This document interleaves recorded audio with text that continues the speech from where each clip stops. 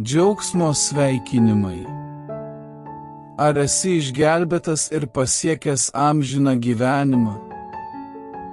Taip, tau reikia būti išgelbėtam ir tu esi tinkama asmenybė išgirsti šią naujieną.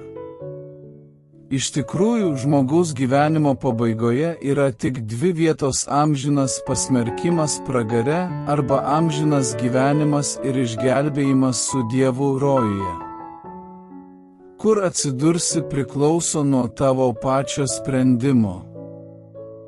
Jeigu pasirenki būti išgelbėtas ir turėti amžiną gyvenimą su Dievu, yra tik vienas kelias: tikėti viešpačiu Jėzumi ir priimti jį kaip savo viešpatį ir gelbėtoją. Jeigu šiandien nusprendi tikėti viešpačiu Jėzumi, tuomet išgelbėjimas yra tavo. Prašau, ištarėk šias žodžius nuoširdžiai ir iš širdies. Viešpatie Jėzau, šiandien tikiu ir priimu tave kaip savo viešpatį ir gelbėtoją.